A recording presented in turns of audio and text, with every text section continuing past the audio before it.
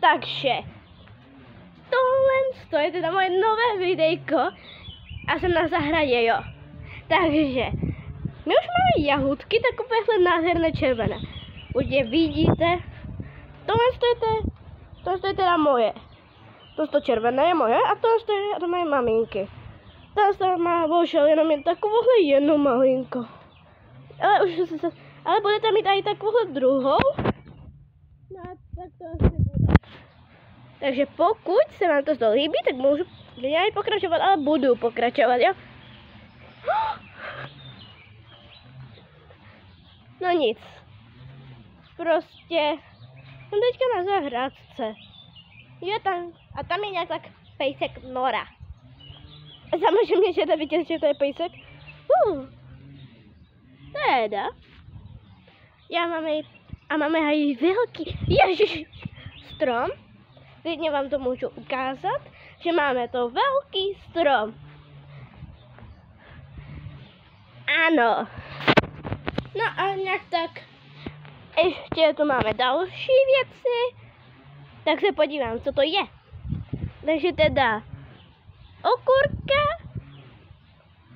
Je tu okurka. Ještě. Okurka salatová. Tam to je okurka hadovka. No nějak tak se to jmenuje, pryže. Tady je paprika sladká, červená, balkón. Potom melon.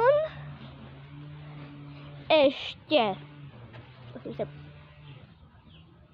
Okurka nakládačka. No a to je nějak tak. Jak tak co tu máme na zahrádce. A nějak tak mě to tu hodně baví. Totiž máme tu houpačku. Je prostě houpačka. Tak já se na ní úplně ráda houpu. Že teďka je na to moucha. Já se bojím hmyzu. Jo, já jsem jenom 8letá. To mám i v popisu na mojich videích. Ne jakože tak jakože všechno se jmenuje, jsem 8letá holka, ne. Prostě tak jak máte takovýhle ten popis, tak se mi tam můžete podívat a zjistíte, že jsem tak jakože 8letá holka prostě. Tak, už jsem nějak tak na té houpačce. A už se jdu jenom houpat. Jupi! To úplně baví prostě. Tak. Ježiš. No nic, tak už půjdeme asi domů. No to bylo nějak tak asi. Nějak tak. Už máme zpátky.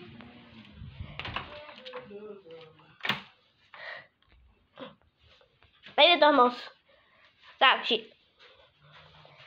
No nic. Tak. Dáme zpátky boty.